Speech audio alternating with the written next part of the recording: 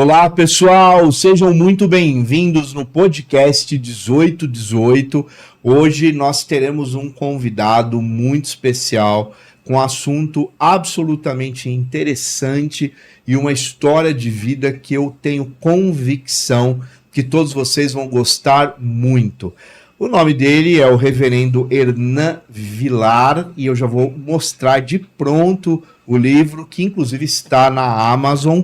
Eu aconselho vocês a buscar esse livro e depois da entrevista, então, e do nosso bate-papo, aí eu vou ter certeza que vocês vão buscar este livro, porque vale a pena conferir.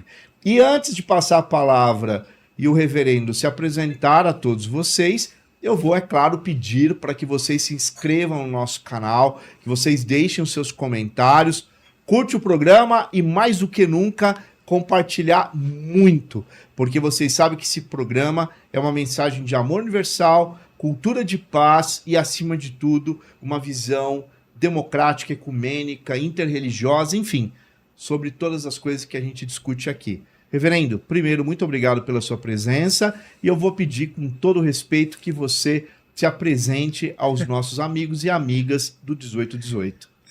Marcelo, é um prazer estar aqui.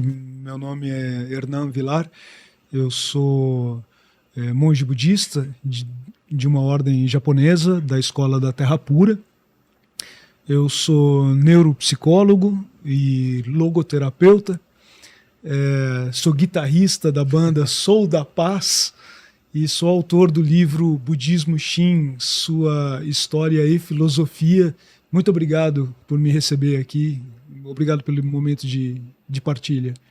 Muito bem.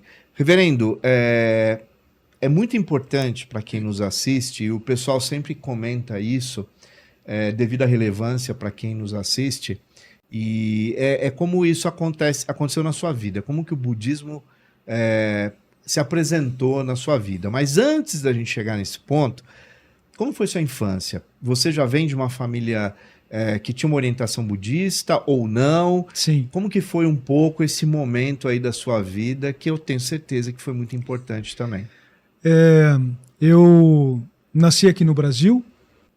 Meu pai era um imigrante da Espanha, ele veio para cá no ano de 56 e conheceu minha mãe aqui, eles se casaram, eu nasci aqui no Brasil e a família tentou voltar para a Espanha em 2 oportunidades, mas minha mãe era uma mulher muito cosmopolita, poetisa, e a família do meu pai é uma família de pessoas muito simples, são agricultores, pessoas que são boas pessoas, mas são pessoas que vivem da terra, vivem um estilo de vida um pouco mais simples, né? E aí, com isso, a família não conseguiu fazer a volta para a Espanha, e aí, aos 5 anos, o meu irmão mais novo nasceu na Espanha, que foi quando a gente fez essa tentativa de morar lá, e não dando certo, no finalzinho dos 5 anos, eu vim para o Brasil, tinha esquecido o português, então só falava espanhol.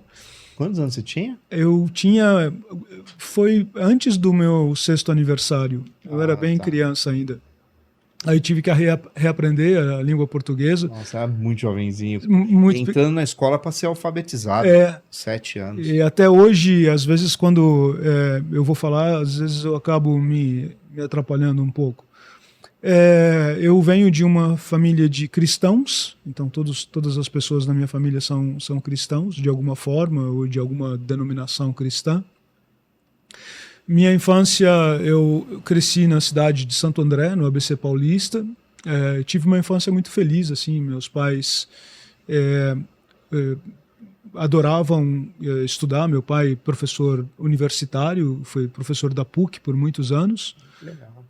Minha mãe, professora do ensino fundamental, depois se aposentou como diretora de escola da rede pública.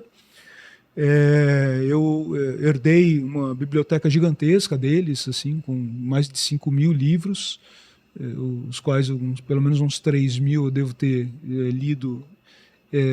E o budismo ele chega na minha vida quando eu tinha 15 anos e eu começo a me questionar sobre qual era o sentido da vida. E nessa minha busca, numa idade tão tenra ainda, de entender como é que a vida funcionava, eu fui ler o livro Siddhartha, de Hermann Hesse, entre muitos outros livros que eu li naquela época, mas esse livro tocou meu coração. Hermann Hesse escreve sobre a história do Buda de uma maneira tão bonita, tão apaixonante. Poética, né?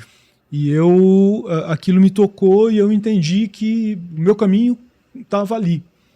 Só que os contextos de vida foram se formando de uma maneira que o budismo estava sempre muito próximo, ou a cultura japonesa estava sempre muito próxima de mim, mas não era tão simples naquela época encontrar o caminho, né? O caminho acabou me encontrando, na verdade. Então, passados muitos anos, eu estava fazendo uma série de estudos dentro de uma ordem iniciática, e nesses estudos o budismo retornou. E aí o caminho me encontrou de novo, e aí eu entendi que eu tinha que seguir aquele caminho.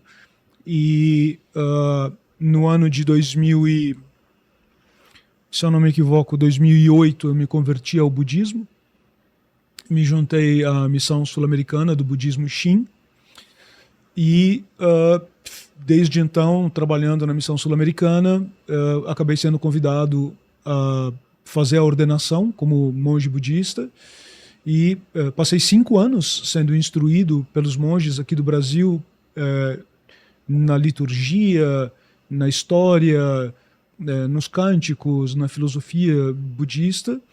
E no ano de 2017, então, eu fui para o Japão, onde eu recebi a ordenação como monge budista. Então, a minha história com o budismo, ela é uma história de eu ter, por muitos anos, procurado um caminho que me apresentasse respostas para as perguntas que eu fazia, e essas perguntas fundamentalmente estavam envolvidas com o sentido da vida. Então eu digo assim que eu passei mais de 40 anos da minha vida buscando o sentido da vida, e o budismo foi o caminho que me auxiliou a encontrar muitas dessas respostas. Muito legal. E como o nosso programa ali também tem um aspecto pedagógico, eu creio ser importante algumas perguntas que pode parecer talvez simples, por favor, mas para todas as pessoas que estão nos ouvindo, sim, ou estão nos vendo, né? Porque tem gente que vê também por plataformas como Spotify. O budismo, ele é entendido como uma religião ou uma filosofia de vida, ou ambos? Legal. Essa é uma pergunta muito importante, Marcelo. Assim, existem 10.000 religiões no mundo. E elas são tão diversas, elas são tão ricas, que não existe uma definição que seja capaz de abranger o que é religião. Exatamente. Então, a gente tem que tomar o cuidado de não discriminar e dizer, por exemplo, olha, religião tem Deus, porque tem religião que não tem Deus. Que não tem Deus, Tem religião que tem deuses diferentes. Tem religiões que são animistas. Então, a gente entende que o budismo ele é uma religião que tem um fundador, assim como o cristianismo, que também tem um fundador. E ela é uma religião que tem uma filosofia muito rica, e ela tem um único objetivo: livrar o ser humano da roda de sofrimentos. Então o budismo, como uma religião que tem uma filosofia, ele não se preocupa com como é que foi que todas as coisas começaram, e ele também não se preocupa se um dia vai ter o apocalipse, se vai acabar tudo e tudo mais. Para nós é um grande contínuo, e nós estamos presos ao eterno presente. Eu sempre faço uma brincadeira para as pessoas, eu digo assim, que você coloca o celular para despertar e diz assim, eu vou acordar amanhã às 7 horas, mas você acorda e é sempre hoje. Não existe quem acorde amanhã, né? Então nós somos prisioneiros desse eterno agora. E esse contínuo faz, dentro do budismo, a gente perceber que a própria noção de tempo ela é desprovida de um começo ou um fim, né? Ou seja, a semente ela é o começo ou ela é o fim da árvore, né? O ser humano é mais ou menos a mesma coisa, né? Então nós somos esse contínuo e dentro desse fluxo a religião ela tem aspectos filosóficos intrínsecos que são questionamentos existenciais da realidade e da natureza humana. Tá. Ou seja, dentro de um aspecto não só ontológico, mas ela tem todo um aspecto dessa abstração metafísica. Metafísica. Sim. É isso. Sim. A gente poderia, a grosso modo, dizer que uma religião tem esses aspectos, né? Uma ontologia, uma metafísica e uma epistemologia, que é o conhecimento, uma origem do conhecimento, né? Então, mas isso não abarca todo o universo de religiões que a gente tem no mundo, né? Sim. Mas o budismo ele tem essa questão ontológica daquilo que é propriamente humano, a própria natureza humana. A formação da realidade, como a realidade se forma. Então há uma metafísica e há também uma epistemologia que traz de dentro do próprio ser humano a semente de um conhecimento que é capaz de libertá-lo dessa roda de sofrimentos. Entendo. Que a gente chama de samsara. Tá. E dentro do budismo existe uma cosmogonia dentro do processo de compreensão de mundo? Existe. Eu vou trazer aqui uma visão do saudoso professor Ricardo Mário Gonçalves, que a Covid nos tomou, mas ele foi talvez um dos maiores estudiosos de budismo, professor, doutor da USP, do Departamento de História, e ele dizia que não existe budismo, existe budismos, no plural, né? A gente tem que pensar que dentro das 3 grandes tradições do budismo, que são o Theravada, o Mahayana e o Vajrayana, que é o budismo tibetano. Então, dentro dessas 3 grandes tradições, você tem aspectos míticos ou cosmogônicos. Que fazem parte mais dessa tradição do que de outras tradições que são talvez mais filosóficas. Então, eu diria para você que talvez dentro de uma visão mais da tradição Theravada, que é a tradição do Sudeste Asiático, sim, há questões de você falar dos reinos da transmigração. Então você tem um reino dos infernos, você tem o reino dos humanos, e você vai transmigrando por esses reinos. Você fala de Tusita, você fala da morada e da passagem que você vai fazendo nos caminhos para a iluminação.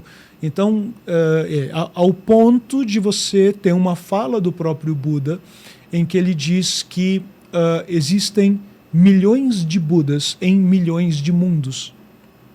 Então, para o budismo, nós não estamos aqui sozinhos nesse planeta. O universo inteiro ele é cheio de vida, e aonde há seres sencientes, há ali a presença de um Buda, cuidando desses seres, né? E já puxando essa sua fala sobre Buda, creio eu que isso remete a uma pergunta que é: qual é a origem do budismo? Muito boa essa pergunta, né? O budismo, ele surge 2000... A gente fala que são 2.600 anos atrás, mas a gente não tem certeza. Foi 2.600, 2.500, porque naquela época você tinha um calendário lunar. Então nem é, sempre as datas batem, né? Isso. Então o Buda histórico, que foi o Buda que viveu aqui nessa época, ele nasce no norte, da onde hoje é a Índia. Naquela época não existia a Índia. Geograficamente não existia. Existiam como hoje, ali, né? Aproximadamente 150 ou talvez 250 pequenos feudos. Alguns eram talvez maiores e mais importantes, alguns guerreavam entre si, alguns eram mais democráticos, outros eram mais ditatoriais, e num desses nasce Siddhartha Gautama. O reino deles era o reino dos Shakyas, né? E ele era filho de um rei, né? E da rainha Maia. E logo quando ele nasce, se tem uma ideia de que ele ou seria um grande rei ou ele seria um grande sábio. E nessas o pai dele tenta dar a ele a sucessão do reino. Então ele começa, as posses, né? Começa a dar as posses, começa a dar treinamentos militares, as artes de guerrear, faz com que ele se case muito cedo, né? E então, mas nada daquilo saciava a ânsia que ele tinha pela vida e por compreender a vida e por buscar um sentido para a vida, né? E nessas ele sai do reino e ele tem um encontro que é uma grande epifania para ele. Ele encontra uma pessoa doente, uma pessoa velha, uma pessoa que havia morrido e um sábio. E ele começa ali a entender que ele precisa fazer essa busca de libertação desse ciclo ilusório de renascimentos e mortes. E ele vai para a floresta, ele faz uma prática de mortificação, uma prática ascética, e ele percebe que isso não está levando à iluminação. Ele percebe ao contrário que ele está morrendo fazendo essa prática, sem se alimentar, etc. e tal. E ele percebe que ele tem que fazer o caminho do meio, que esse caminho tão extremo realmente não o levaria a local algum. E então ele sai da floresta e ele vai fazer a sua meditação final, que é quando ele encontra então a iluminação. Quando ele alcança a iluminação, tem uma coisa que é interessante, que algumas pessoas olham para ele e falam assim: você está diferente, você está tipo brilhante, né? E ele pergunta para um primo dele, ele fala assim: mas você está me dizendo isso porque alguém percebeu que eu estou assim, ou você está vendo que eu estou assim? E o primo dele fala assim: não, eu estou vendo que você está diferente. E ele fala assim: então a partir desse momento eu sou o Buda. E Buda quer dizer o desperto, aquele que entendeu a natureza da realidade e a natureza da essência humana. A partir daí, ele passa 40 anos fazendo pregações em uma área de aproximadamente 500 quilômetros, e essas pregações são o corpo de um conhecimento. Ele faz, ao longo dessas 4 décadas, 84 mil discursos. 84 mil. 84 mil discursos. E esse corpo de conhecimento é o que nós chamamos de Dharma. Eu conto essa história, portanto, para responder a tua pergunta e dizer que o budismo ele teve, então, como seu fundador Siddhartha Gautama, que é hoje conhecido como o Buda histórico ou o Buda Shakyamuni.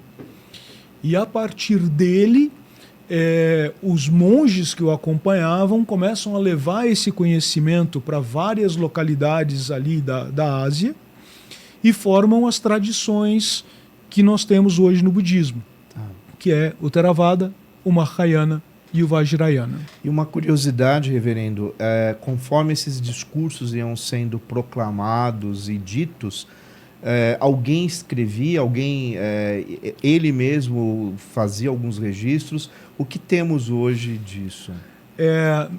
Excelente pergunta também, Marcelo. Assim, naquela época a transmissão era oral. Oral, tá. Então, ele falava algo e os monges começavam a decorar aquilo que ele tinha falado.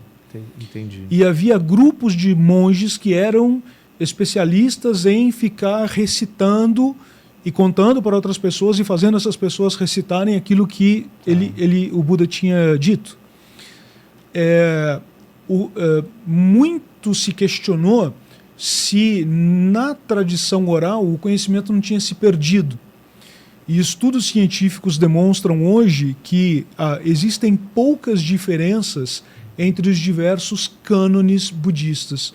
Então, o cânone Pali, sânscrito e o chinês, eles fundamentalmente contam a mesma história.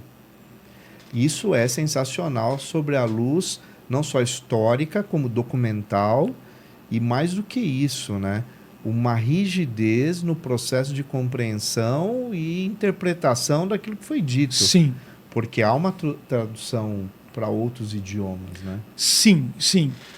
O trabalho de tradução, ele, na verdade, acontece quando o budismo sai da Índia e ele vai para a China.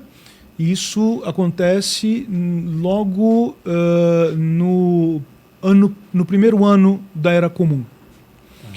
E ali, uns 300 e tantos anos depois, um grupo de monges liderado por Kumarajiva começam a fazer a tradução do sânscrito, do Pali, para o chinês. E isso gerou uma enorme dificuldade, porque às vezes não existiam palavras no chinês que fossem capazes de expressar a ideia que o Buda havia dado. Então, eles fazem um trabalho lindíssimo e um trabalho que seria considerado hoje um trabalho de cientistas, porque havia tradutores, havia aqueles que copiavam, haviam aqueles que verificavam o que estava sendo traduzido, se a tradução batia com o original. E a partir daí, a partir do cânone em chinês, isso se difunde então pela Europa, e todo o conhecimento que é bastante rico, bastante rebuscado e que traz então uma filosofia e um olhar bastante profundo a respeito da natureza da existência humana, isso então começa a permear várias outras culturas, saindo da China, indo para a Mongólia, para a Coreia, para o Japão, e depois com a imigração japonesa a partir de 1908, isso vem para o Brasil. Tá. Você trouxe aqui uma questão que eu acho que é muito importante para você que está nos assistindo, porque eu já, por várias vezes, eu escuto pessoas atribuindo o budismo e a sua origem especificamente no Japão territorial, território japonês hoje. E na verdade, você deixa muito claro na sua explicação, de uma forma, você elucida isso de uma forma muito bonita, de uma forma muito tranquila para quem está nos assistindo, que na verdade essa origem histórica, né, ela tem um outro caminho geográfico, né, e que não diminui em aspecto nenhum para onde o budismo foi. E você já me respondeu, porque eu ia te perguntar, veio com a migração japonesa para o Brasil, mas antes de chegar no Brasil, o budismo já tinha se apresentado na América? Você tem alguma informação sobre isso? Sim, sim. Tem uma coisa muito interessante. Assim, quando a gente fala de como o budismo ele vai rompendo as fronteiras, sim, a gente tem que entender que ele vai seguindo o caminho que era da Rota da Seda. Tá. E esse caminho ele vai fazendo fundamentalmente com que a tradição Mahayana vá se expandindo em direção ao Japão e em direção ao Ocidente. Ocorre que no ano 700, uma onda de monges budistas que tenta ir para o Ocidente acaba encontrando o surgimento do Islã no ano 700. E aí o Islã então repele esses monges e eles acabam indo para o Tibete, e ali eles dão origem à mais nova tradição do budismo, que é o budismo tibetano, o Vajrayana. Então, a gente tem o pessoal do budismo Theravada muito forte no Sudeste Asiático. Tá. Tailândia, Camboja, Vietnã, Sri Lanka. Que era a antiga Indochina. Sim. A antiga região da Indochina. Ali você tem uma forma de budismo monástico com os códigos dos monges, chamado de Vinaya, sendo seguido a regra. Então, os monges se submetem a uma série de privações que os monges do Mahayana entendem não ser tão necessário. Embora as premissas e as bases do budismo sejam absolutamente iguais em qualquer uma das tradições, as suas práticas variam. Que também tem a ver, talvez, com culturas regionais. Exatamente. Então, a gente tem aqui em São Paulo, da abadesa Miao, em Cotia, o Zulai. Zulai é um templo de budismo chinês. Que é muito conhecido. A gente tem aqui, na Avenida do Cursino, número 753, no Alto de Ipiranga, o Higashi Honganji, que é budismo japonês. A gente tem, assim, templos coreanos, a gente tem outros templos. Então, a gente entende que o budismo tenha essas premissas, essas bases que são iguais para todos, mas, às vezes, questões culturais que são, então, ligadas a países específicos dão uma coloração distinta ao budismo. No que concerne o Japão ele acaba colocando o budismo como uma religião nacional, assim que o budismo chega no ano 500 da nossa era, da Era Comum. E aí,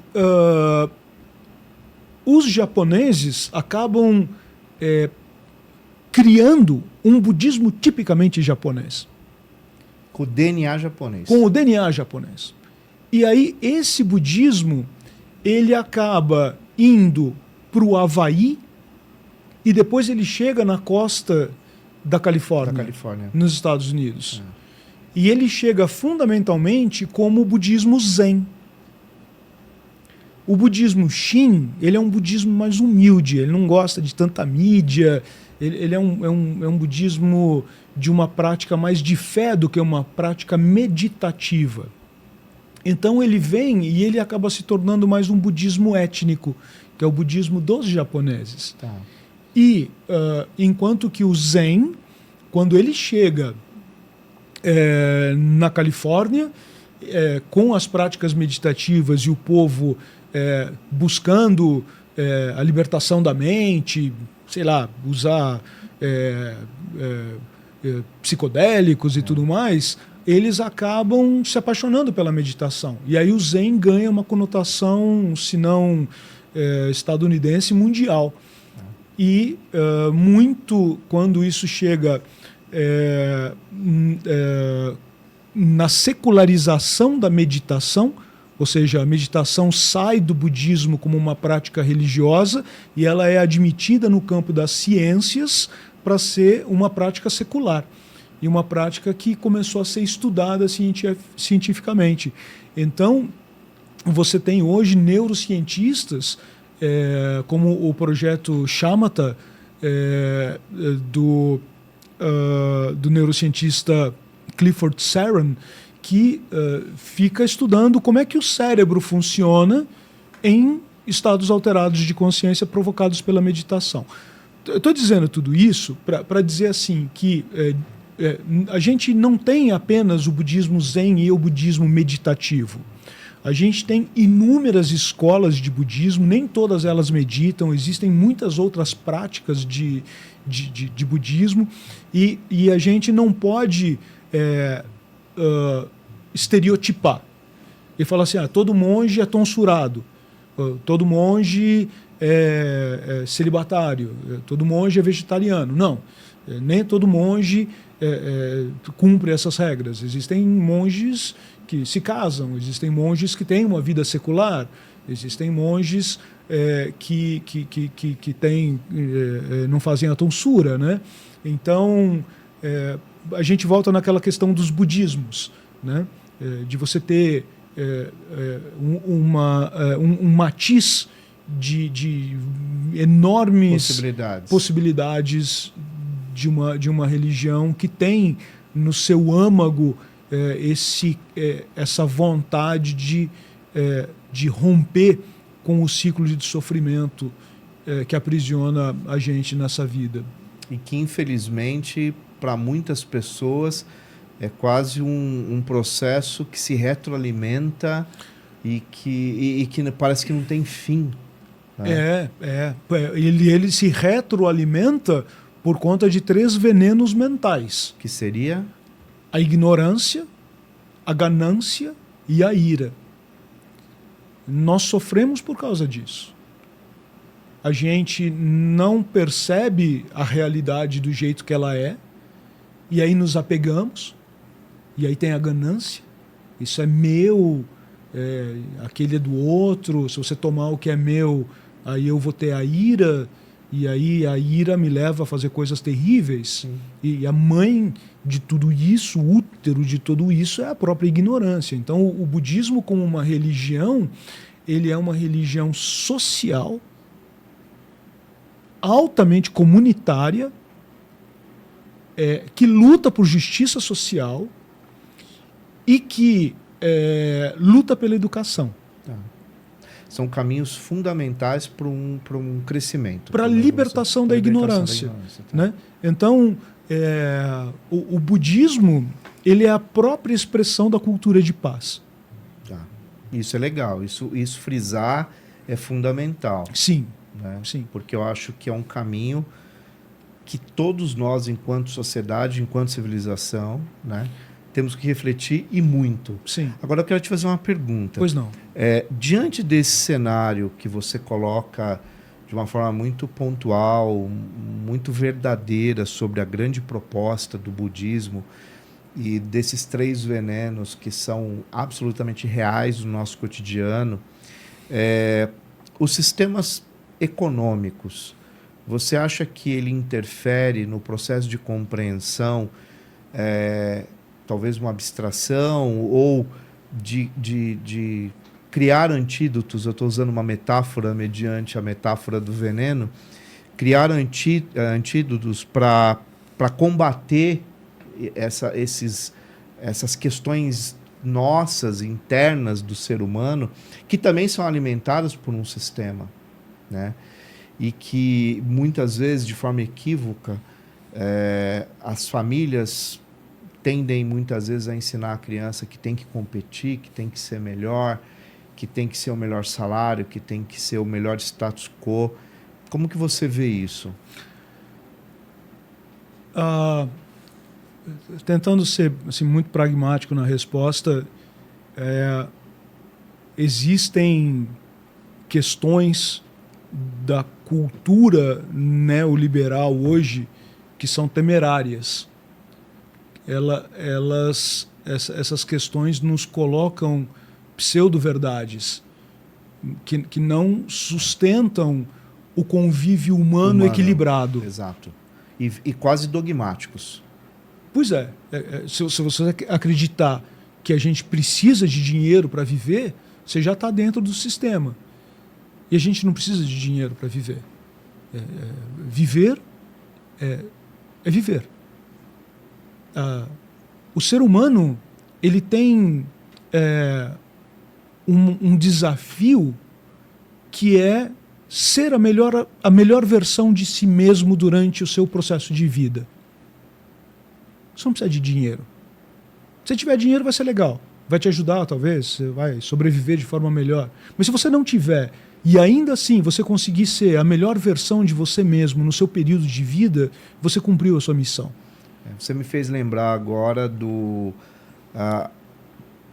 um grande teórico da psicologia positiva de Harvard, que ele fala sobre isso, que é o, se eu não me engano, Tal Sadat, que ele traz essa reflexão sobre a melhor versão de si mesmo, que vem da psicologia positiva e que tem uma relação direta com resiliência, com o quanto o estresse é importante em nossas vidas como forma de também aprendizado. Sim. Mas não o estresse que vai te deixar doente, não é isso que eu estou falando. Mas essa melhor versão é superar essas barreiras, esses muros que nos impede de crescer. Sim. Né? Como ser humano. Como ser humano, Então, é isso. Às vezes as pessoas têm uma noção equivocada do que é ter sucesso na vida. Ter sucesso na vida, perfeito. Ter sucesso na vida é você se tornar o melhor ser humano que você poderia ter se tornado. E isso literalmente não é o dinheiro que determina. Não é dinheiro. Não é isso moeda. É relação humana. É humana. É sua relação com o meio ambiente. É o quão ético você consegue ser, mesmo nos momentos em que você pode ser desafiado a usar os venenos mentais. Sim, sim. Então, se eu consigo, diante dos desafios da vida, entender que a vida não está tentando me destruir, a vida não está tentando me punir, nem me colocar de joelhos. A vida está fazendo propostas para mim o tempo todo. E se eu consigo ler qual é essa proposta e eu respondo adequadamente, o que significa responder adequadamente às propostas que a vida me faz? Utilizar as virtudes humanas. E para o budismo? Utilizar a compaixão, o perdão, a generosidade, a bondade, a misericórdia. E é isso, Marcelo, veja que coisa bonita, que une todas as religiões. As religiões, elas são diferentes nas suas crenças, mas nas suas práticas elas são iguais. Porque se você perguntar, por exemplo, para um sheik, uma das maiores práticas do islamismo é a benemerência. Sim. A caridade. Como base. Mas isso também é o que pregam os cristãos. O kardecismo. O próprio kardecismo, mas isso também é o que fala o budismo. Chico Xavier falava que o homem só pode ser salvo pela caridade. Não, o maior propósito da vida humana é servir. Eu estava vendo existe a palavra, o nome Natan. Natan em hebraico é a mesma coisa, tanto para frente quanto para trás, e a tradução é dar, que é doar, que é o ato de caridade, né, de dar, que é uma máxima que é cristã também, que também é kardecista, que também é budista, que também é umbandista. Sim. Porque Sim.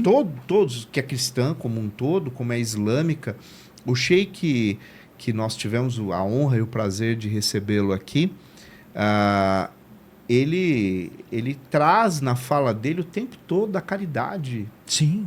O altruísmo. Sim. Né? Então é muito legal, eu acho, que a gente refletir sobre isso, porque, mais uma vez, é a convergência do que a gente está lutando, né, aqui, que é falar sobre cultura de paz. Exato. Que é falar de um mundo onde a paz, a harmonia, o amor, a compreensão, né, respeito... E aí é que tem uma questão que eu acho que é interessante, que é que para o budista, como não há o julgamento final, e eu sou responsável pelas consequências das minhas ações, se eu gero sofrimento, eu estou gerando sofrimento para mim. Para si próprio. Se eu gero bem-aventurança, eu estou gerando bem-aventurança para mim. Então, às vezes, você tirar a responsabilização do ser humano e jogar isso em um contexto de uma punição externa. Então, assim, olha, você vai para o inferno se você não se comportar adequadamente. É diferente de você virar para a pessoa e falar assim, se você provocar sofrimento para seres, para o ambiente, para pessoas, você vai estar gerando um mal para você. E isso vai ser o teu próprio inferno. Muda a perspectiva. Indiscutivelmente, a natureza já está nos dizendo isso. Olha, veja o que aconteceu em Dubai agora. Sim, em um dia choveu a quantidade de chuva de um ano. Eu vi aviões no aeroporto. Parecia que aquilo era... Eu nunca tinha visto aquilo. Era uma enorme piscina. Era uma enorme piscina. Então, assim, nós estamos degradando a nossa casa. A gente sabe do El Niño, da Laninha, a gente sabe dos fenômenos aqui do Pacífico que influenciam aqui no nosso país, mas o calor que nós tivemos esse ano matou pessoas. Sim. Né?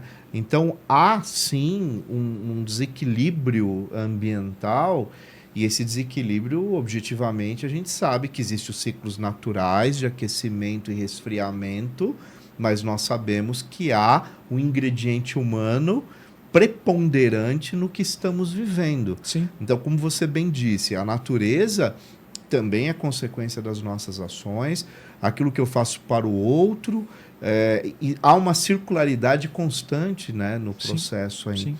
E dentro disso, reverendo, eu acho que seria bem interessante, creio eu, que as pessoas que estão nos assistindo devem estar pensando, o budismo crê em reencarnação, não ou sim, e como que é para o budismo esse processo? O budismo crê em renascimento. Renascimento, tá. E como seria isso? A vida é um contínuo e uma vez que a energia kármica se manifesta, eu tenho a vida. Tá. Quando essa energia kármica cessa a vida. Daqui a pouco essa energia se manifesta novamente e eu tenho um renascimento. É um outro corpo, é um outro contexto, é uma outra oportunidade de eu me tornar a melhor versão de mim mesmo. Entendi. Então, e isso é assim. Então, isso não tem começo, isso não tem fim. Não tem fim. É a semente e a árvore o tempo todo passando por esse processo eterno. De renascimento. De renascimentos. E esse renascimento, reverendo, eu posso interpretá-lo como o novo todas as vezes, a oportunidade de se fazer o melhor todas as vezes, é isto? Quando você termina um ciclo e esse ciclo reinicia, ele é parte do ciclo anterior. Tá. Ele não é um ciclo novo, não existe o novo. É um contínuo. Tá. Então, por exemplo, se eu pego uma foto tua de quando você era menino, eu consigo identificar traços e falar assim, não, mas esse daqui era você quando você era criança. Ou seja, você não é nem totalmente diferente, mas nem totalmente igual. E quando perguntam isso para o Dalai Lama, ele responde isso exatamente dessa forma. Ele fala assim, quando eu renascer, eu não serei nem totalmente diferente de quem eu sou, nem totalmente igual. E nem totalmente igual. Mas eu serei um contínuo de mim mesmo. E por isso são aspectos que levou a considerá-lo o Dalai Lama. Por ele carregar características deste outro momento. Exatamente. Tá. Exatamente. É isso que faz todo sentido. Sim. Então, você, com a sua explicação, tenho certeza que quem está assistindo compreendeu o sentido tão interessante disso, né? Por que ele? Né? O Dalai Lama é um figuraça, né? E ele tem umas sacadas assim que são incríveis. Ele acho que uma das mais interessantes, ele diz assim, que aquilo que ele já sabia, ele reaprende hoje com enorme facilidade. E aquilo que ele nunca aprendeu é para ele um negócio dificílimo. E a máxima para mim do Dalai Lama, ele diz assim, quando eu renascer, eu quero renascer onde as pessoas mais precisam de mim. E você imagina que loucura que pode ser isso, né? Em que condições de Isso vida pode... que ele vai encontrar as pessoas que mais precisam dele, da ajuda dele. Então ele alcançou um nível de altruísmo, de significância para a existência dele, que não importa mais se ele vai ter uma Porsche, se ele vai nascer em opulência. Não. Ele entendeu que a gente está aqui para tentar resgatar a todos nós. E enquanto alguns de nós sofrem, não tem libertação para todos. Para todos. Faz muito sentido quando a gente para pensar assim, claro, guardadas as devidas proporções, mas eu creio que numa esfera social vale a pena dizer que enquanto a gente tiver criança morando na rua, é porque realmente a nossa sociedade precisa melhorar em todos os aspectos, né? Sem dúvida. Porque é um trabalho que está absolutamente inacabado. Sim. Né? É apenas um exemplo, mas tem muito a ver com o que você narra sobre a fala do Dalai Lama. E uma coisa que me chama a atenção, reverendo, a gente, no Brasil, a gente está acostumado com a figura do pastor, do padre, do pai de santo, da mãe de santo, das freiras, enfim, as pessoas que exercem um trabalho, uma missão, uma vocação, e a gente, por ser brasileiro, a gente entende muito qual é o trabalho desse sacerdote, desse reverendo, desse pastor. O reverendo budista, como você, né, qual é o trabalho que o reverendo budista tem diante do budismo, no caso específico, que é o seu trabalho, a sua missão, enfim? O meu trabalho como um monge budista é mostrar para as pessoas a realidade da existência, implicá-las no processo de libertação. Elas não serão libertas senão por uma conjunção entre aquilo que elas fazem e aquilo que um Buda faz por elas, para retirá-las dessa condição humana. Então, é a mesma coisa que você virar e falar que você consegue aprender sem professor. Sim. Você não consegue. Você precisa da figura do professor, do sensei, aquele que veio antes e que sabe mais do que você, para te guiar pelos caminhos. Senão você fica reinventando a roda. Até para te gerar contradição, né? Exatamente. Até porque o ser humano, ele tem na sua experiência de vida algo lindíssimo. Porque ele consegue saber que ele não sabe. Só sei que de nada sei. Pois é. É filosófico, clássico. Então, para nós, o meu trabalho, ele fundamentalmente mostra para as pessoas que há um sentido na vida, há um propósito, para que é que nós estamos aqui, que a vida vale a pena ser vivida apesar do absurdo de Albert Camus, apesar do mito de Sísifo ser tão contundente em dizer que às vezes o sofrimento parece ser inútil, e não é, porque toda vez que você sofre, você está queimando karma, você está gastando uma energia ruim que você veio impregnado e acumulado dela. Então o sofrimento, ele tem uma razão, e no final das contas a vida vale a pena ser vivida. E quando você percebe que você está preso aqui por conta da tua própria mente, em você está a semente da própria libertação. E aí você consegue tomar refúgio em um professor que vai te tirar daqui. E esse professor a gente chama de Buda Amida, que é um dos muitos Budas do panteão do budismo. Trocando em miúdos, é a Matrix quando a gente consegue rompê-la Sim. E tendo alguém que te orienta na figura, no caso Buda, Sim. né, que te facilita, né, como um professor, como um facilitador Sim. que produz contradições para romper um certo determinismo material que infelizmente a espiritualidade, claro, da forma mais ampla possível na compreensão, está extremamente materializada, ao contrário do material que está volatilizado. Então eu creio que a gente verdadeiramente esse romper a Matrix é um processo lindo. Mas é uma ruptura de si mesmo. De si mesmo. De si mesmo. É você... Que aí vai ao encontro do que você disse, da melhor versão de si próprio. Sim. É a base disso tudo. Sim, sim. Né? Se eu conseguir passar por essa vida sendo o mais ético possível, o mais correto possível, e isso não é 100% possível para nós. Nós somos muito imperfeitos. Eu concordo. A gente faz muita bobagem, a gente erra, a gente perde a mão, a gente atropela.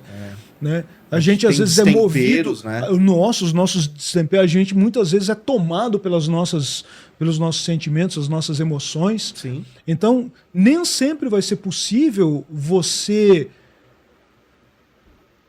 fazer o melhor que você poderia ter feito. Às vezes vai perder a mão. E isso faz parte de ser humano também. Mas se eu consigo, no final, mostrar para mim mesmo que eu consegui ser a melhor versão, eu não tive fracasso. Eu tive a maior realização que eu poderia ter tido nessa vida. E ela é totalmente não material. Até porque a noção das nossas limitações também é uma compreensão... Perfeitamente. Né? Perfeitamente. É exatamente a compreensão do meu ser, do meu ente, né? Sim. Então esse processo também é um processo de autoconhecimento. Sim. Né? Pleno, constante. É que ser imperfeito não é uma justificativa para você errar. Errar. Mas todo erro é um aprendizado. Todo erro é uma forma de você compreender que há maneiras cada vez mais elaboradas de você lidar com as coisas. Se a gente fizer uma análise bem fria, o próprio processo metodológico científico ele nasce de uma prática humana, Sim. de acertos e erros. Sim. E aí você, na prática do acerto e erro, seja esse grande laboratório chamado planeta Terra, a gente vai evoluindo e vai achando as vacinas, vai achando os remédios, as soluções e vai combatendo as doenças, né? Já que a gente está falando em metáfora, né? Marcelo, eu tenho uma sacada, e ela é minha, e eu digo o seguinte, o ser humano ele precisa da lógica. A lógica é a base da própria construção ontológica humana. Eu preciso da lógica. Aonde não há lógica, eu tenho que encontrar o sentido. E aonde não há sentido, eu preciso encontrar a fé. É literalmente uma equação. Sim. Para mim, o que você acabou de definir é uma equação, né? Porque uma coisa que leva a outra, que desenvolve um processo metodológico e que a gente acaba compreendendo algo que é a fé, que para muitos é uma abstração, para outros é muito concreto, né? E isso se resume em viver, que a base disso tudo é essa... viver, mas aí tem uma questão interessante, que não é viver como se nós fôssemos um corpo. Mas é um todo, né? Viver o todo que nós somos. O todo que nós somos, que aí inclui, inclusive, o rio, a árvore, a terra, Sim. o ar, todas as pessoas. É muita coisa. É muita coisa. É muita coisa. Porque nós não somos a parte. Nós somos o todo. Esse todo. Agora, reverendo, uma coisa que eu vi, né, sobre a sua carreira, e você falou lá com 15 anos, e eu prestei muita atenção nisso, porque isso me fascina muito, e os meus estudos me levaram muito a estudar o tempo, até pelos processos históricos que me chamaram muita atenção ao longo da minha vida. civilizações que se preocuparam muito filosoficamente com a questão do tempo. E lá atrás você fala sobre o sentido da vida. Essa é uma pergunta milenar, né? Sim. Milenar, que já levou pessoas do planeta inteiro a romperem com realidades, com visões sociais, com grandes heranças, né? O próprio Siddhartha, né? A gente tem um grande exemplo de um homem que... Sim, que rompeu com o seu contexto. Exato. A busca pelo sentido da vida. Qual a conexão que você faz com o seu caminho dentro do budismo? Como um sacerdote, como aquele que leva as pessoas àquilo que você disse outrora, que é o seu papel como reverendo, como sacerdote, como um líder, né? Para cada pessoa que estiver ouvindo, cabe a palavra. Como que você conecta toda essa sua discussão interna, porque isso está lá no âmago, né? Do sentido da vida com o seu caminhar budista? Você sabe que essas são duas áreas que eu tenho dedicado todos os meus esforços e todos os meus estudos, pelo menos aí nos últimos 20 anos, né? O tempo e o sentido da vida. O sentido da vida. Né? Inclusive, todas as sextas-feiras eu tenho no Instagram, às 19h30, uma palestra de 1 hora onde eu falo sobre o sentido da vida. E numa dessas palestras eu falo sobre o tempo e o sentido da vida. O tempo não existe. Einstein disse que o tempo não está na física. Mas o que é isso, então, que eu percebo que está passando na minha frente? Eu olho uma fotografia minha de criança e eu falo, puxa, eu envelheci, né? O tempo passou, né? Na verdade, o tempo ele é uma condição criada pelo ser humano para se encontrar no meio de um universo que está em constante mudança. Em movimento. Então, o universo é impermanente. Todas as coisas são impermanentes, elas estão mudando o tempo todo. O tempo, ele me ajuda a me localizar no meio dessas mudanças todas. Mas o tempo não existe. Eu crio o tempo. Então, no final das contas, o sentido da vida reside em como eu utilizo o tempo que eu estou aqui. O que eu faço com esse tempo? Como eu emprego a minha vida, os meus esforços? Esse é o sentido da vida. O sentido da vida está em que nós nascemos dentro de contextos. Quando eu nasci, eu não nasci, tinha uma luzinha aí, nasci. Não. Eu nasci filho de um pai imigrante, de uma mãe que veio do interior de São Paulo, de Piracicaba. Eu nasci em um contexto, e esse contexto me dava ali oportunidades, me dava desafios, me dava problemas, e eu tinha que lidar com esses contextos. Esses contextos, eles faziam propostas o tempo todo. À medida que eu comecei a entender o que a vida estava pedindo de mim, o que o contexto propunha, eu percebi que eu tinha ali o grande desafio de utilizar as virtudes humanas. Eu tinha que me superar, eu tinha que ser melhor do que a versão que chegou aqui. Se eu faço isso, eu estou caminhando a passos largos para me libertar da roda de sofrimentos. E como eu uso, portanto, o meu tempo, se eu vivo em vão, eu gero para mim mesmo um sofrimento insuportável. Agora, se eu bem emprego a minha vida, e, parafraseando Chico Xavier, se eu compreendo que a razão do meu existir não é a minha satisfação, o meu bem-estar, o meu gozo, mas é eu me tornar um ser melhor e, por consequência, influenciar o mundo para que ele seja um local melhor, mesmo que seja uma contribuiçãozinha de nada. Ínfima. Não importa. Já é relevante. É uma pedrada que eu estou dando no lago que vai gerar uma repercussão e que vai atingir pessoas muito depois de eu já ter passado por aqui. Eu posso me esforçar para transformar o mundo num lugar pior, ou eu posso me esforçar para transformar o mundo num lugar melhor.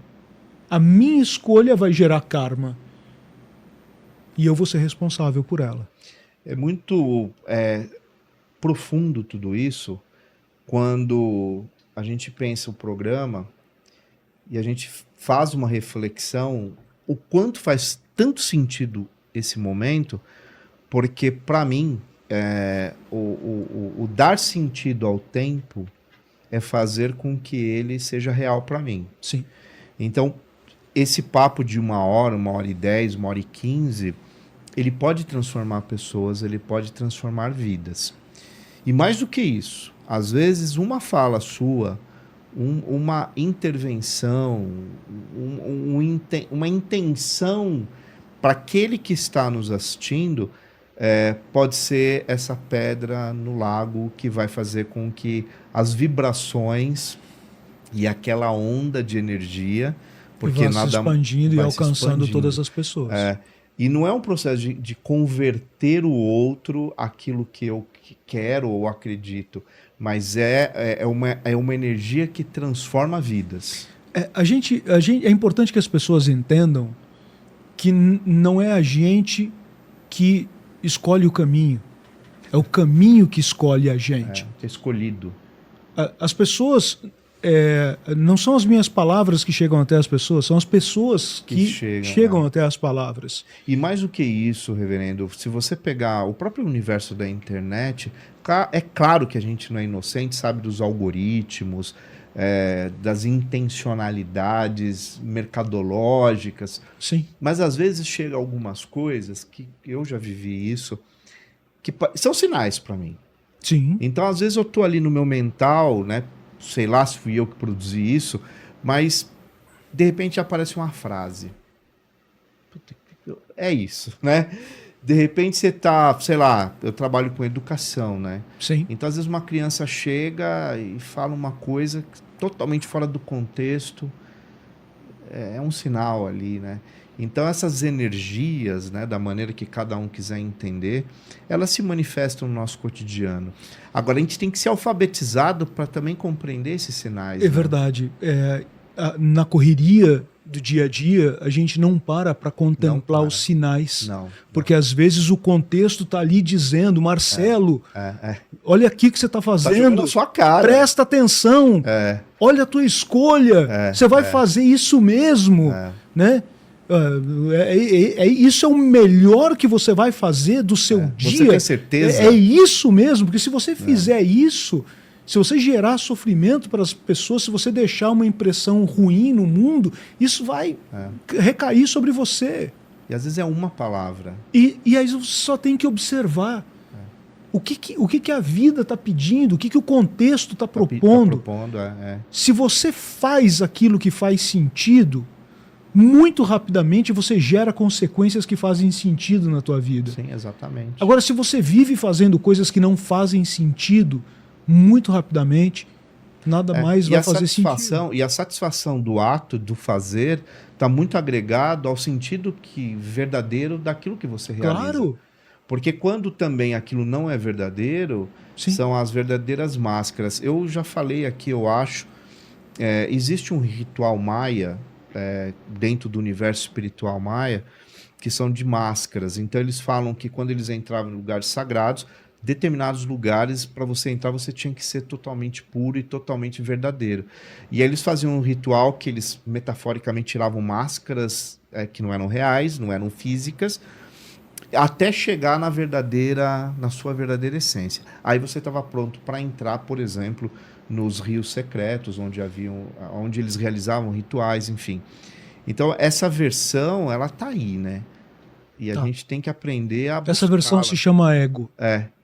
Exatamente. E quando a gente é dirigido pelo ego, Pelo ego, a gente acaba não sendo empático. né? A gente acaba não percebendo a necessidade afetiva das pessoas e a necessidade do mundo, porque o mundo está me chamando também para Exatamente. cumprir uma missão, para ter um papel que eu exerço no mundo.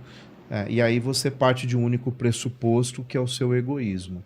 Sim, exatamente. Você não consegue se libertar desse pressuposto. E aí você está preso na roda de Na sofrimento. roda de sofrimento, que para algumas culturas é a famosa roda da fortuna, Sim, né? do tarô. Que é Sim, estilizada em algumas lâminas do tarô, sim, sim. em algumas culturas tradicionais antigas também. Exato. Reverendo, nós vamos ter a parte 2. Que prazer. E se Vai você ser muito topar, legal. Tá nós topado vamos já. marcar uma parte 2. O nosso produtor /chefe, Leandro Zerniani, vai entrar em contato com você daqui a um tempo. Aí a gente vai fazer a Claro. parte 2. E aí vamos nos aprofundar mais nas questões litúrgicas do budismo. Sim, Porque eu creio que vai poder acrescentar muito em termos de conhecimento. sim, sim. Então fique empenhado aqui, pelo menos da minha parte. Sim, aí sem dúvida. depende de você. Vai ser uma grande alegria. E a gente tem uma pergunta tradicional que você mais ou menos já nos definiu aqui, um pouco sobre ela, mas a gente costuma perguntar para todas as pessoas qual é o conceito que você tem, é muito pessoal isso, sobre Deus e tempo. Qual é a conexão, como que você interpreta sobre a sua visão? É uma pergunta difícil para mim, porque no budismo não há Deus. Por isso que eu falei, vai ser uma contradição. Mas é importante porque todos respondem de alguma forma, né? Eu vou tentar e é difícil também porque Buda não é um Deus. Sim. Então eu vou tentar dizer assim, existe uma energia que movimenta esse mundo.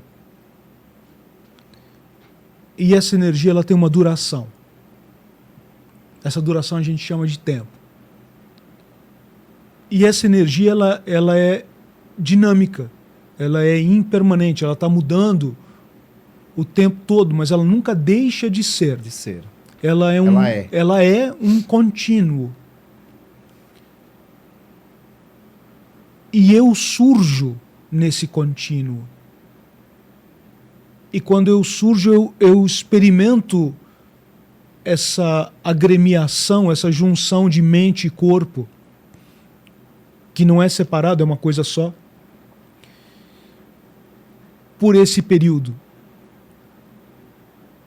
E o que eu faço com o meu tempo, ele dá o sentido da minha vida.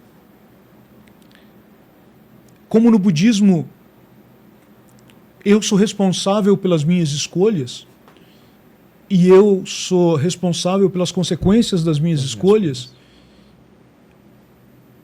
eu preciso ter a responsabilidade da minha ação no mundo. E ser responsável no mundo implica em cuidar do mundo e cuidar das pessoas, no melhor da minha capacidade, no tempo que eu estiver aqui. Só um adendo, quando se faz sentido a todas as coisas. O estar aqui hoje foi uma escolha. Sim, o caminho me apresentou essa possibilidade, eu escolhi e todas as coisas se encaminharam para que eu estivesse aqui hoje. Portanto, fez sentido e faz sentido. Sem dúvida alguma. Isso é legal para quem está nos vendo, porque façam mais isso, né?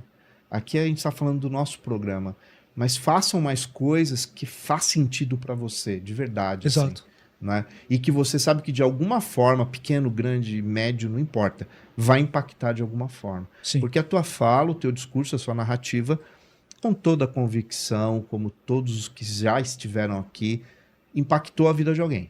Sim, eu acredito que sim. Né? Então, eu acho que isso tem um poder muito grande. E antes de eu pedir a mensagem final, que aí você vai deixar aqui uma mensagem para todos nós, eu vou pedir para você divulgar seu trabalho. Muito você é obrigado. Você está aqui, olha, eu deixei o programa inteiro, o livro, está na Amazon, então procurem o livro que vocês não vão se arrepender, né? Eu creio que tem muito do que você disse está aqui também, sim. né? Claro que lê o livro, assiste o episódio e comente aqui também, porque eu acho que vai valer a pena.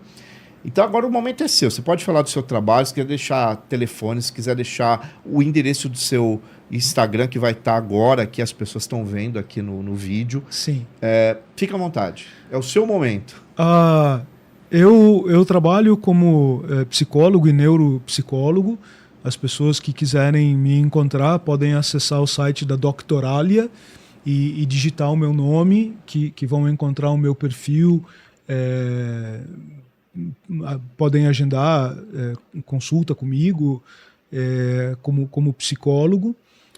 O meu perfil como monge é o perfil do Instagram, Monge Hernan Vilar, e eu ficaria muito feliz se as pessoas que ouvirem esse episódio pudessem, às sextas-feiras, estar conosco na nossa roda de conversa sobre o sentido da vida, todas as sextas-feiras, às 19h30, que é então quando a gente vai se reunir para falar sobre a vida, sobre a realidade, sobre a existência humana e sobre o sentido da vida e o sentido de todas as coisas.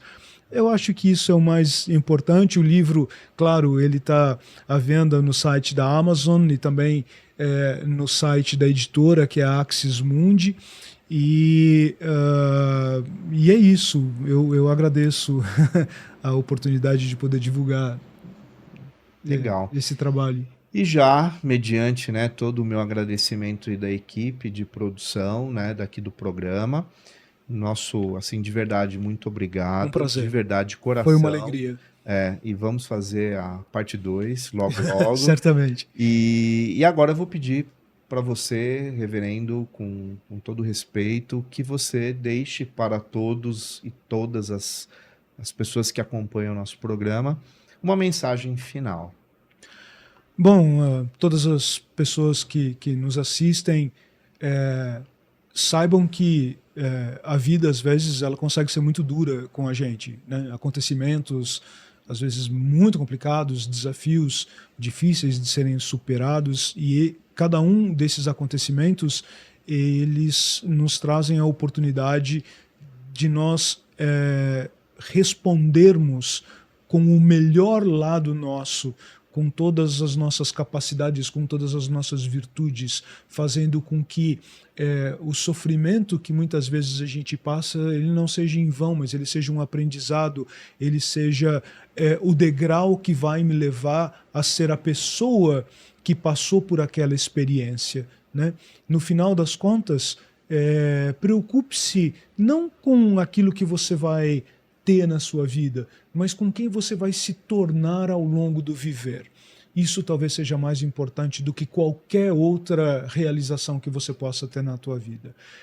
Use do amor, use da compaixão, use da benevolência, use da generosidade, da bondade, do perdão, e assim, fazendo a sua parte, e cada um saindo de casa para tentar ser o melhor ser humano e transformar o mundo um pouquinho mais num mundo melhor, a gente vai conseguir fazer com que haja um grande impacto e uma melhora na vida de todas as pessoas. Muito bem. E também não posso me eximir de dizer que o sacerdote, o reverendo, ele é guitarrista. E ele faz parte de uma banda que é a Sou da Paz. Sou da Paz, não deixem de curtir a banda Sou da Paz no Spotify, no Instagram, no Facebook, a gente está lá. É uma banda que tem uma pessoa de cada religião e a gente coexiste falando dando uma mensagem de paz, de harmonia, de respeito às religiões, né, a cultura de paz, e isso com uma música, com um rock muito legal. Curtam, compartilhem, porque esse é um trabalho muito bonito. A primeira banda interreligiosa do mundo, e ela está aqui no Brasil com um representante de cada religião. Tinha que ser no Brasil. Não tem outro lugar melhor. Tinha que ser no Brasil.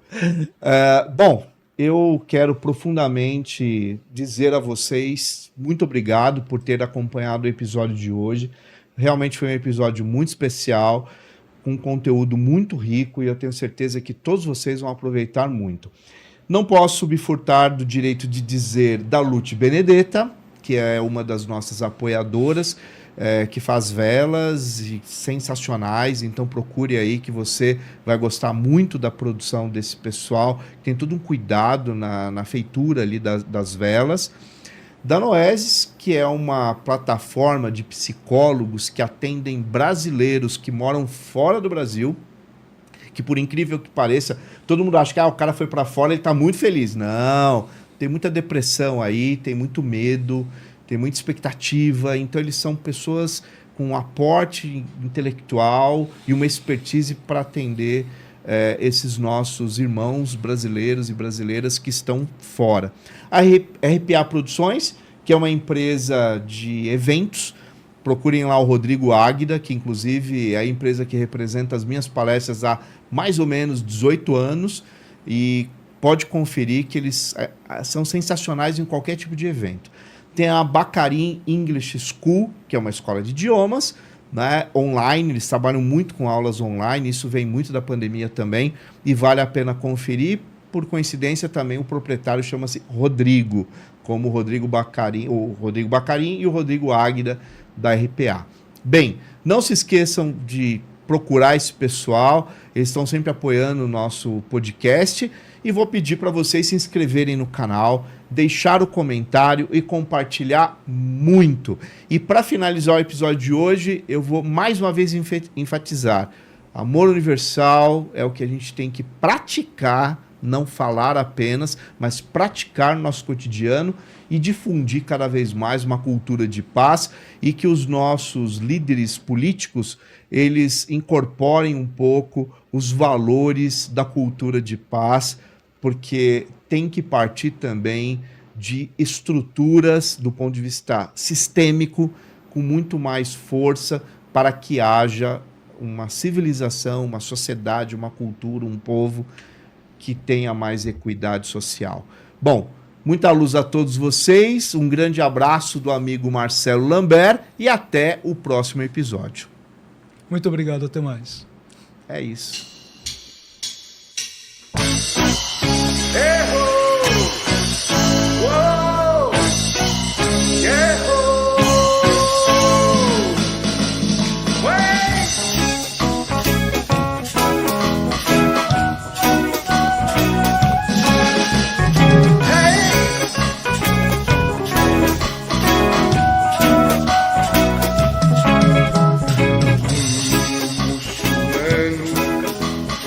Grande amigo meu estendeu a mão ao nosso irmão judeu.